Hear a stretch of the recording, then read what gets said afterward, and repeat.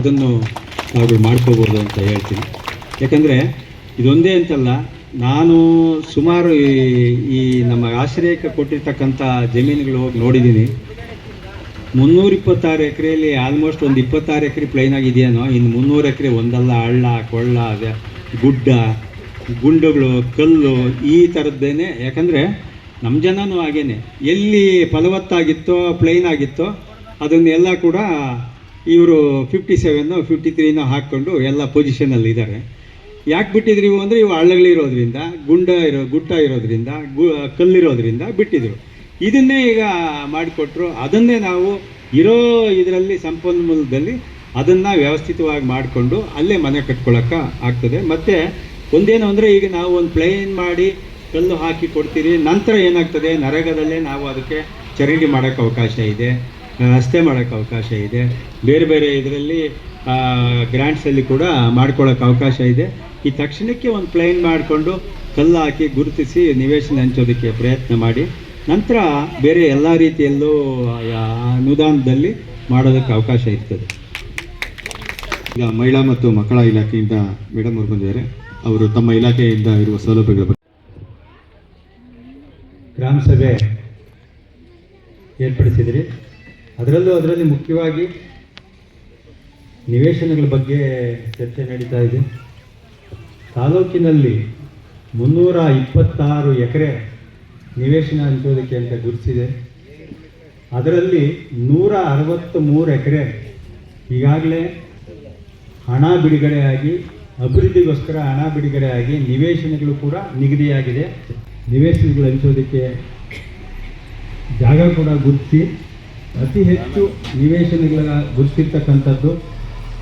ಅದಕ್ಕೆ ನಮ್ಮ ಶಾಸಕರ ಒಂದು ಶ್ರಮ ತುಂಬ ಇದೆ. ಕಾರಣ ಏನಂದರೆ ಅವರು ಪ್ರತಿ 1-2 ತಿಂಗಳಿಗೆ ಒಂದು ಸಾರಿ ಸಭೆ ಕರೆದು ಎಲ್ಲ ಅಧಿಕಾರಿಗಳಿಗೆ ಅಂತ ಕರೆದು ಅವ್ರನ್ನ ಮತ್ತು ರೆವಿನ್ಯೂ ಇಲಾಖೆಯವ್ರನ್ನ ಸರ್ವೇಯವ್ರನ್ನ ಕರೆಸಿ ಅಲ್ಲಿಂದಲ್ಲೇ ಇರ್ತಕ್ಕಂಥ ಸಮಸ್ಯೆಗಳನ್ನ ಬಗೆಹರಿಸಿ ಇವತ್ತು ಹಂಚುವ ರೀತಿಯಲ್ಲಿ ಬಂದಿದೆ.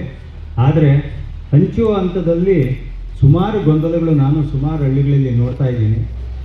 ಅದು ಏನಂದರೆ ನಾವು ಮುಖ್ಯವಾಗಿ ಕಾಣಬೇಕಾಗಿರ್ತಕ್ಕಂಥದ್ದು ಈ ನಿವೇಶನ ಹಂಚುವಾಗ ನಮಗೆಲ್ಲೋ ಒಂದು ಕಡೆ ಜನಪ್ರತಿನಿಧಿಗಳೇಂತ ಅವುಗಳೆಲ್ಲ ಆಗಿದಿರೋ ಎಲ್ಲ ಯಾರು ನಿಜವಾಗ್ಲೂ ಬೆನಿಫಿಷರಿಗಳಿದ್ದಾರೋ ಅವ್ರಿಗೆ ಮನೆ ಇಲ್ಲ, ನಿವೇಶನ ಇಲ್ಲ ಅಂಥವ್ರನ್ನ ಕಡ್ಡಾಯವಾಗಿ ಆಯ್ಕೆ ಮಾಡ್ಬೋದು. ಯಾಕಂದರೆ ಆ ಕೊಟ್ಟಾಗೆ ಈ ಒಂದು ಸರ್ಕಾರದ ಒಂದು ಯೋಜನೆ ನಿಜವಾಗ್ಲೂ ಅದು ಅರ್ಥಪೂರ್ಣವಾಗ್ತಕ್ಕಂಥದ್ದು. ಆ ಒಂದು ನಿಟ್ಟಿನಲ್ಲಿ ಎಲ್ಲ ನಾನು ಚುನಾಯಿತ ಪ್ರತಿನಿಧಿಗಳಿಗೆ ಅದೊಂದು ಮನವಿ ಮಾಡ್ಕೊತಾ ಇದ್ದೀನಿ. ತಾವುಗಳು ಯಾವುದೇ ಒಂದು ಭೇದ ಭಾವ ಇಲ್ಲದೆ ಆ ಪಕ್ಷ ಈ ಪಕ್ಷ ಅಂತ ಹೇಳಿದ್ರೆ, ಯಾಕಂದರೆ ಬಡವರಿಗೆ ಯಾವುದೋ ಪಕ್ಷ ಇರಲ್ಲ, ಯಾರು ಅವರಿಗೆ ಸಹಾಯ ಮಾಡ್ತಾರೋ ಅವರೇ ನಮ್ಮವರು ಅನ್ನೋ ಭಾವನೆ ಅಲ್ಲಿರ್ತಕ್ಕಂಥದ್ದು. ಆ ನಿಟ್ಟಿನಲ್ಲಿ ಅವರುಗಳಿಗೆ ತಾವುಗಳೆಲ್ಲ ಮನಸ್ಸು ಮಾಡಿ ಕೊಡಬೇಕು ಅಂತ. ಇನ್ನೊಂದು ಅದರಲ್ಲಿ ಆಯ್ಕೆ ಪ್ರಕ್ರಿಯೆಯಲ್ಲಿ ನಾವು ತಿಳ್ಕೊಂಡಷ್ಟು ಸುಲಭವಾಗಿಲ್ಲ. ನಾನು ಈಗಾಗಲೇ ಒಂದು 1500 ಈಗ ಹಕ್ಕುಪತ್ರಗಳಿಗೆ ರೆಡಿಯಾಗಿದೆ ಅಂತಂದರೆ ಕಡೆ ಪಕ್ಷ ಒಂದು 3-4 ತಿಂಗಳು ಶ್ರಮ ವಹಿಸ್ತಾ ಇದ್ದೀವಿ, ಆದರೂ ಕೂಡ ಆಗ್ತಾ ಇಲ್ಲ. ಕಾರಣ ಏನು ಅಂದರೆ ಆಗಲೇ ನಮ್ಮ ವಕೀಲರು ಹೇಳಿದಾಗೆ ಎಲ್ಲ ಒಂದು ಕಡೆ ಮನೆ ಅವರ ಕುಟುಂಬದಲ್ಲಿ ಹಾಕಿದ್ದಾರೆ. ರೇಷನ್ ಕಾರ್ಡಲ್ಲಿ ಇದೆ, ರೇಷನ್ ಕಾರ್ಡೇ ಮಾನದಂಡ. ರೇಷನ್ ಕಾರ್ಡಲ್ಲಿ ಅವರು ಒಂದು ಕುಟುಂಬದವ್ರು ಯಾರೋ ಇರ್ತದೆ, ಆ ಕುಟುಂಬದಲ್ಲಿ ಯಾರೋ ಒಬ್ಬರ ಹೆಸರಿಗೆ ಮನೇನೋ ಇಲ್ಲ ಆಶ್ರಯ ಮನೆ ಮೊದಲು ಕೊಟ್ಟಿರ್ತಕ್ಕಂಥದ್ದು, ಮನೆ ಕಟ್ಕೊಳ್ಳೋಕ್ಕೋ ಸಾಲಕ್ಕೋ ಯಾವುದೋ ರೀತಿಯಲ್ಲಿ ಅದು ಆಗಿರ್ತದೆ. ಅದು ಆನ್ಲೈನಲ್ಲಿ ಬಂದಿರ್ತದೆ. ಅಲ್ಲಿ ನಾವು ನೋಡಿದಾಗ ಅದು ಚಿಕ್ಕ ಕುಟುಂಬ, ಒಂದೇ ಕುಟುಂಬ, ಒಂದು 2-3 ಜನ ಇರ್ತಕ್ಕಂಥದ್ದು ಅಷ್ಟೇ ಜಾಗ ಇದೆ, ಅವರಿಗೆ ಬೇರೆ ಕೊಡಬೇಕು ಅನ್ನೋ ನಮಗೆ ಆಸೆ ಇದೆ, ಅವಕಾಶ ಇದೆ. ಇದು ಭಾರಿ ಸಮಸ್ಯೆ ಆಗಿರ್ತಕ್ಕಂಥದ್ದು ನಾವು ನೋಡಿರ್ತಕ್ಕಂಥದ್ದು. ಈ ಒಂದು ವಿಚಾರದಲ್ಲಿ ನೀವುಗಳು ಏನು ಆ ಮನೆಗಳು ಇದಾವೆ ಅದನ್ನು ನೀವು ಪಂಚಾಯತಿ ಅಭಿವೃದ್ಧಿ ಅಧಿಕಾರಿ ಕೂಡ ಆ ಥರದವನ್ನು ಮೊದಲಿಗೆ ಏನು ಮಾಡಿ ಏನು ಯಾವುದು ನ್ಯೂನ್ಯತೆಗಳಿಲ್ಲದೆ ಇರಬೇಕಂಥದ್ದು ಒಂದು ಪಟ್ಟಿ ಮಾಡ್ಕೊಳ್ಳಿ, ಅವ್ರನ್ನೊಂದು ಸೆಲೆಕ್ಟ್ ಮಾಡ್ಕೊಳ್ಳಿ. ಯಾಕಂದರೆ ಇದೆಲ್ಲ ಏನಿದ್ರು ಮಾನದಂಡ ಆನ್ಲೈನಲ್ಲಿ ಇರ್ತಕ್ಕಂಥ ಪಟ್ಟಿನೇ, ಅದನ್ನು ಯಾರಾದರೂ ಆನ್ಲೈನಲ್ಲಿ ಹಾಕಿ ನೋಡಿಕೊಂಡು ಸಿಗ್ತದೆ. ಅದೇನು ಇಲ್ಲೇ ಓದಬೇಕು ಇನ್ನೊಂದು ಅಂತ ಏನಿಲ್ಲ, ಆನ್ಲೈನಲ್ಲಿ ಇದೆ. ಇಷ್ಟು ಜನ ನಮ್ಮ ತಾಲೂಕಲ್ಲಿ ಸುಮಾರು ಒಂದು 9,000 ಅಷ್ಟು ನಿವೇಶನ ರಹಿತರು ಅಂತ ಈಗಾಗಲೇ ಇದೆ. 9,000 ನಿವೇಶನ ರಹಿತರಿದ್ದಾರೆ. ಇದರಲ್ಲಿ ನಾವು ಈಗಾಗಲೇ ಒಂದು ಏನು 326 ಎಕರೆಯಲ್ಲಿ ಒಂದು 105 ಎಕರೆ ಸಮಸ್ಯೆ ಬಿಟ್ಟು ಉಳಿದಂಥ ಅಷ್ಟು ಎಕರೆನೂ ಕೂಡ ಕೊಡುವಂಥದ್ದಲ್ಲಿ ಇದೆ. ಆದರೆ ಕೊಡೋದಕ್ಕೆ ಮಾತ್ರ ತುಂಬ ಸಮಸ್ಯೆ ಆಗಿದೆ. ಒಂದು ಅಲ್ಲಿ ಆ ಜಾಗಗಳಲ್ಲಿ ಬೇರೆ ಯಾರೋ ಕುಟ್ಟಿಸರನ್ನು ಇನ್ನೊಂದು ಮತ್ತೊಂದು ಹಾಕ್ಕೊಂಡಿರ್ತಾರೆ, ಅದನ್ನು ಬಿಡಿಸ್ಕೊಳ್ಳೋದು, ಈ ಥರದ ಸಮಸ್ಯೆಗಳೆಲ್ಲ ಇದೆ. ಮತ್ತು ಈ ಪಟ್ಟಿ ಆನ್ಲೈನ್ ಹಾಕುವಾಗ ನೀವೇನೋ ಹಾಕಿದ್ದೀರಿ ಇಲ್ಲ ಅಂತ ಹೇಳಲ್ಲ, ಮನೆಗೆ ಅಂತ ಹಾಕಿದೆ, ಮನೆ ಕಟ್ಕೊಳ್ಳೋಕೆ ಹಾಕಿದ್ದವನು ಅವನು ಅಲ್ಲಿಗೆ ಮನೆ ಕಟ್ಕೊಳ್ಳೋಕೆ ಮನೆ ಬೇಕು ಅಂತ ಕೇಳಿದವನು ನನಗೆ ನಿವೇಶನ ಇದೆ, ನೀವು ದುಡ್ಡು ಕೊಟ್ಟರೆ ಮನೆ ಕಟ್ಕೊತೀನಿ ಅನ್ನೋ ಭಾವನೆಯಲ್ಲಿ ಮನೆ ಬೇಕು ಅಂತ ಹಾಕಿದೆ. ನಿವೇಶನ ಬೇಕು ಅಂತ ಹಾಕಿರೋರಿಗೆ ಏನು ಸಮಸ್ಯೆ ಇಲ್ಲ, ನಾವು ಆರಾಮಾಗಿ ಆಯ್ಕೆ ಮಾಡಿ ಕೊಡ್ಬೋದು. ಮನೆ ಬೇಕು ಅಂತ ಹಾಕಿರೋರ್ದು ಅದೊಂದು ದೊಡ್ಡ ಸಮಸ್ಯೆ. ಆ ಥರದೊಂದು ಸಪ್ರೇಟ್ ಪಟ್ಟಿ ಮಾಡಿ ನೀವು. ಮತ್ತು ಏನಾಗ್ತದೆ, ಯಾರೋ GST ಆಗಿರ್ತಕ್ಕಂಥ ಈಗೇನು ರೇಷನ್ ಕಾರ್ಡಲ್ಲಿ ಮತ್ತು ಕೆಲವು ಈ ಗೃಹಲಕ್ಷ್ಮಿ ಹಣ ಬರ್ತಾ ಇದೆಯಲ್ಲ, ಅದರಲ್ಲೂ ಕೂಡ ಸಮಸ್ಯೆಗಳಾಗಿರ್ತಕ್ಕಂಥದ್ದು, GST ಇರ್ತಕ್ಕಂಥದ್ದು, ಇನ್ಕಮ್ ಟ್ಯಾಕ್ಸ್ ಇರ್ತಕ್ಕಂಥದ್ದು, ಈ ವ್ಯವಸ್ಥೆಗಳಲ್ಲಿ ಇರ್ತಕ್ಕಂಥವು ಕೂಡ ಮನೆ ಕಟ್ಟೋಕ್ಕಾಗುತ್ತೆ, ಮನೆ ಕೊಡೋಕ್ಕಾಗುತ್ತೆ, ನಿವೇಶನ ಕೊಡೋಕ್ಕಾಗುತ್ತೆ. ಇದು ಕೂಡ ಸಮಸ್ಯೆ. ಇದು ಭಾರೀ ಸಮಸ್ಯೆ ಬಿದ್ದು ಮಾಡ್ತಾಯಿದ್ದೀವಿ ನಾವು. ಸುಮಾರು ಒಂದು 6 ತಿಂಗಳಿನಿಂದ ಕಡೆ ಪಕ್ಷ ಒಂದು 3,000 ಕೊಡಬೇಕು ಅಂತ ಪ್ರಯತ್ನ ಮಾಡಿದ್ರು. ಈಗ ನಾವು 1,000 ಚಿಲ್ಲರೆ ಕೊಡೋಷ್ಟೇ ನಾವು ಶಕ್ತರಾಗಿದ್ದೀವಿ. ಅಷ್ಟೊಂದು ಸಮಸ್ಯೆ ಇದೆ. ಹಾಗಾಗಿ ಇವಾಗ ಯಾರೂ ಹೀಗೆ ಆಯಿತು, ನಾನು ಅದಕ್ಕೆ ಇವಾಗ ಹೇಳಿದೆ, ಇಲ್ಲ ಸರ್ ಅದು ಪಟ್ಟಿ ಆಗಿಲ್ಲ ಆಗಿದೆ. ನೀವು 2 ಕ್ಯಾಟಗರಿ ಮಾಡ್ಕೊಳ್ಳಿ, 2 ಕ್ಯಾಟಗರಿ ಮಾಡ್ಕೊಳ್ಳಿ. ಯಾರು ಈಗ ಎಲಿಜಿಬಲ್ ಇದ್ದಾರೋ ಅದು ಒಂದು ಮೊದಲನೇ ಪಟ್ಟಿ ಮಾಡ್ಕೊಳ್ಳಿ.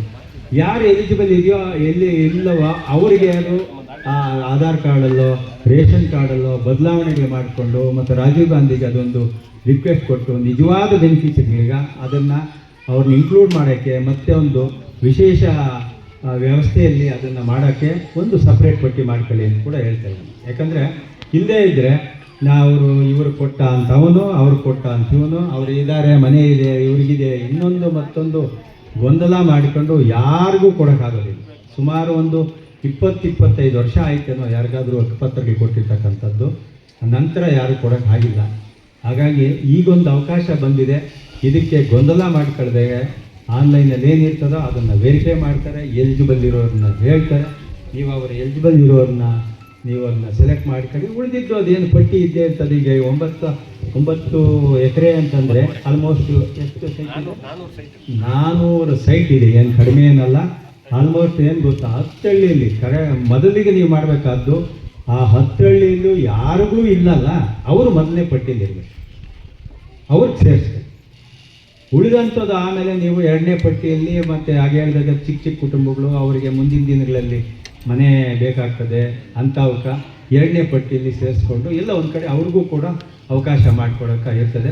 ಬಟ್ ಇದೆಲ್ಲ ನೀವು ತಿಳ್ಕೊಂಡಷ್ಟು ಈಸಿಯಾಗಿಲ್ಲ. ಮಾತಾಡೋಕ್ಕೆ ಸುಲಭವಾಗಿದೆ, ನಮಗೆ ಕೊಡಲಿಲ್ಲ ಬರಲಿಲ್ಲ ಅನ್ನೋದು ಬಿಟ್ಟರೆ ಇದು ಸೆಲೆಕ್ಟೆಡ್ ಮಾಡೋದು ಮಾತ್ರ ತುಂಬ ಕ್ರಿಟಿಕಲ್ವಾಗಿರ್ತಕ್ಕಂಥದ್ದೇ. ಅದಕ್ಕೆ ನಾನು ಎಲ್ಲ ಜನಪ್ರತಿನಿಧಿಗಳಿಗೆ ಕೇಳೋದಿಷ್ಟೇ, ನೀವುಗಳೇ ಒಂದು ಸಡನ್ ಆ ಪಟ್ಟಿ ಮಾಡ್ಕೊಳ್ಳಿ, ಎಲ್ಲ ಕುಳಿತುಕೊಳ್ಳಿ, ಅದರಲ್ಲಿ ಎಲಿಜಿಬಲ್ ಇರೋರನ್ನ ಕೊಡಿ. ಆದಷ್ಟು ಮನೆ ಮಠ ಜಮೀನು ಇರೋರನ್ನ ಸೆಗ್ರಿಗೇಟ್ ಮಾಡಿ. ಯಾಕಂದರೆ ನಾವು ಕೊಡಬೇಕಾಗಿರೋದೇ ಬಡವರಿಗೆ, ಅದು ಕೊಟ್ಟಾಗೆ ನಮಗೆ ಒಂದು ಸಾರ್ಥಕ. ಇಲ್ಲಿ ಕೊಡ್ತಾ ಇರೋದು ನಾವು ಏನು ದೊಡ್ಡ ಏನು ಸೈಟ್ ಏನಲ್ಲ, ಅವರಿಗೆ ಜೀವನಕ್ಕೋಸ್ಕರ 20-30 ಅರ್ಧ ಸೈಟ್ ಅಂತ ಅನ್ನೋ ರೀತಿಯಲ್ಲೇ ಕೊಡ್ತಾರೆ. ಯಾಕಂದರೆ ಸರ್ಕಾರದ ಮಾನದಂಡ ಅದೇ ರೀತಿಯಲ್ಲಿ ಇರ್ತಕ್ಕಂಥದ್ದು, ಅದಕ್ಕೆ ಅಷ್ಟೇ ಕೊಡ್ತಕ್ಕಂಥದ್ದು. ಹೆಚ್ಚಿನ ಫಲಾನುಭವಿಗಳಿದ್ರು ಈಗ ನೀವು 400ಕ್ಕೆ ನನಗೆ ಗೊತ್ತಿದ್ದಂಗೆ ಇವರು ಎಷ್ಟೇ ಸೆಲೆಕ್ಟ್ ಮಾಡಿದ್ರು ಒಂದು 100 ಸೆಲೆಕ್ಟ್ ಮಾಡ್ಬೋದು ಒಂದೇ ಮೊದಲನೇ ಪಟ್ಟಿಗೆ, ಅಷ್ಟೇ 100-150 ಅಷ್ಟೇ, ಅಷ್ಟು ಈಸಿಯಾಗಿಲ್ಲ. ಹಂಗಾಗಿ ನೀವು ಎಲ್ಲ ಕೂಡ ಅಷ್ಟೇ ಜನಪ್ರತಿನಿಧಿಗಳು ಅವ್ರನ್ನ ಪಟ್ಟಿ ತಗೊಳ್ಳಿ, ಅವ್ರಿಗೆ ಆಯ್ಕೆ ಮಾಡೋದಕ್ಕೆ ವ್ಯವಸ್ಥೆ ಮಾಡ್ಕೊಳ್ಳಿ. ಅವರಿಗೆ ಎಲ್ಲ ಮಾನದಂಡಗಳು ಹೇಳಿ ಈ ಥರ ಇದೆ, ಈ ಕಂಡೀಷನ್ಸಲ್ಲಿ ಮಾತ್ರ ಅದು ಆಗುತ್ತೆ ಅಂತ ಹೇಳಿ ಹೇಳ್ಬೇಕಾಗ್ತದೆ. ಅಲ್ಲ ಅದನ್ನ ರೀಸನ್ ಅವ್ರ ಕುಟುಂಬದಲ್ಲಿ ಯಾರೋ ಒಬ್ಬರ ಹೆಸರಲ್ಲಿ ಏನೋ ಒಂದು ಇದೆ, ಅವಾಗ ರಿಜೆಕ್ಟ್ ಆಗ್ತದೆ. ಮನೆಗೆ ಹಾಕಿರ್ತಾರೋ, ಸೈಟ್ಗೆ ಹಾಕಿರ್ತಾರೋ. ಈಗಾಗಲೇ ಸುಮಾರು ಹೇಳಿದಾಗೆ ಸುಮಾರು ಮನೆಗಳಿಗೆ ಪಟ್ಟಿ ಸೇರಿಸಿ ಮೊದಲು ದುಡ್ಡು ಬಿಡುಗಡೆ ಆಗಿತ್ತು, ಕಟ್ಕೊಳ್ಳಿಲ್ಲ ಅವರು ಹಾಗೆ ಉಳ್ಕೊಂಡ್ಬಿಡ್ತು. ಅವ್ರು ಯಾವಾಗ ಕಟ್ಕೊಳ್ಳಿಲ್ವೋ ಅವ್ರಿಗೆ ಮನೆ ಕೊಟ್ಟಿದೆ ಅಂತಲೇ ಬಂತು, ಅವ್ರಿಗೀಗ ನಿವೇಶನ ಕೊಡೋಕ್ಕೆ ಬರೋದು. ಇದು ಸಮಸ್ಯೆ ಇದೆ. ಅದಕ್ಕೆ ಈ ಥರದ್ದನ್ನು ಸಪ್ರೇಟಾಗಿ ಪಟ್ಟಿ ಮಾಡಿಕೊಂಡು ಅದನ್ನೇನಾದರೂ ಅದು ಅಧಿಕಾರಿಗಳ ಮುಖಾಂತರ ರಾಜೀವ್ ಗಾಂಧಿ ಕಳಿಸಿ ಅದನ್ನು ಕೂಡ ಪ್ರತ್ಯೇಕವಾಗಿ ಒಂದು ಅನುಮೋದನೆ ತಗೊಂಡು ಮುಂದಿನ ದಿನಗಳಲ್ಲಿ ಮಾಡಬೇಕಾಗ್ತದೆ. ಈಗಿರೋ ಮಾನದಂಡಗಳಲ್ಲಿ ತುಂಬ ಕಷ್ಟವಾಗಿದೆ. ಹಾಗಾಗಿ ಏನೋ ನಾವು ಎಲ್ಲ ಕೊಟ್ಟಿದ್ದೀರಿ ನಮ್ಮ ಹೆಸರು ಬಂದ್ಬಿಡ್ತದೆ ಅನ್ನೋದು ಸುಳ್ಳು. ಎಲಿಜಿಬಲ್ ಇರೋರಿಗೆ ಆನ್ಲೈನಲ್ಲಿ ಖಂಡಿತ ತಗೊಳ್ತದೆ. ಅದೀಗೇನು ಆನ್ಲೈನಲ್ಲಿ ಎಂಟ್ರಿ ಇದೆ ಅವರಿಗೆ ಅದರಲ್ಲೂ ಸ್ಕೂಟ್ನಿ ಆಗ್ತದೆ. ಆನ್ಲೈನಲ್ಲಿ ಇರೋರೇ 50% ಆಗಲಿಲ್ಲ. ನಾವು ಒಂದು ಕೆಲವು ಪಂಚಾಯತಿಗಳಲ್ಲಿ ಮಾಡಿ ಹೋದಾಗ ಈ ಒಂದು ದೇಶದಲ್ಲಿ ಅವುಗಳೆಲ್ಲ ಎಲ್ಲ ಕೂಡ ಗೊತ್ತಾಯಿತು. ಬೇರೆ ಬೇರೆ ಮಾನದಂಡ. ಈಗ ಮೊದಲು ಯಾವುದು ಮೊಬೈಲು ಆನ್ಲೈನು ಇಲ್ದಿದ್ದ ಕಾಲದಲ್ಲಿ ಯಾರೋ ಹೇಳಿದ್ರು ಅಂತೇಳಿ ಪಟ್ಟಿ ಮಾಡಿ ಕೊಡ್ತಾ ಇರ್ತಕ್ಕಂಥ ಕಾಲ ಇತ್ತು. ಅವಾಗೇನು ಸಮಸ್ಯೆ ಇರಲಿಲ್ಲ. ಈಗ ಅಷ್ಟು ಸುಲಭವಾದ್ದಲ್ಲ. ಹಾಗಾಗಿ ನೀವು ಆಯ್ಕೆ ಮಾಡುವಾಗ ಅದನ್ನು ಮಾನದಂಡಗಳನ್ನ ಎಲ್ಲ ಸದಸ್ಯರ ಗಮನಕ್ಕೆ ತಂದು ಅವರ ಪ್ರತಿ ಗ್ರಾಮದಲ್ಲೂ ಯಾರಿದ್ದಾರೋ ಅವ್ರನ್ನೆಲ್ಲ ಪಟ್ಟಿ ತಗೊಂಡು ಎಲ್ಲರೂ ಕೂಡ ಮಾಡ್ಕೊಳ್ಳಿ. ಆಮೇಲೆ ಈಗೇನು ಅಮೌಂಟ್ ಕೊಟ್ಟಿದ್ದೀರೋ ಅದನ್ನು ಈಗಾಗಲೇ ಏನೋ ಡೆವಲಪ್ಮೆಂಟ್ ಕೊಟ್ಟಿದ್ದೀರಿ ಅಂತ ಹೇಳಿದ್ರು, ಅದನ್ನು ಮಾಡಿ ಅದಕ್ಕೆ ಕಲ್ಲೆಲ್ಲ ಹಾಕಿ ನಂಬರ್ ಗುರುತಿಸಿ ನಂತರ ಕೊಡೋಣ. ಯಾಕಂದರೆ ಈಗಲೇ ಅದೇನೋ ಕೊಡೋವಂಥದ್ದಲ್ಲ, ಇದು ಹೋಗಿ ಬರೋದಕ್ಕೆ ಇನ್ನೂ ತಿಂಗಳುಗಟ್ಟಲೆ ಆಗ್ತದೆ. ಅಷ್ಟು ಸುಲಭವಾಗಂತೂ ಇಲ್ಲ ಅಂತ ಹೇಳ್ತಾ ನೀವುಗಳು ಈ ಮನೆ ವಿಚಾರವಾಗಿ ಏನಾದರೂ ವಿಷಯ ಇದ್ದರೆ ಮಾತಾಡ್ಬೋದು ಅಂತ ಹೇಳ್ತಾ ನಾನು ಈ ವಿಚಾರವಾಗಿ ಈ ಸಭೆಗೆ ಬಂದು ಮಾತಾಡೋದಕ್ಕೆ ಅವಕಾಶ ಮಾಡಿಕೊಟ್ಟಾಗ ಎಲ್ಲರಿಗೂ ವಂದಿಸಿ ನನ್ನ ಮಾತು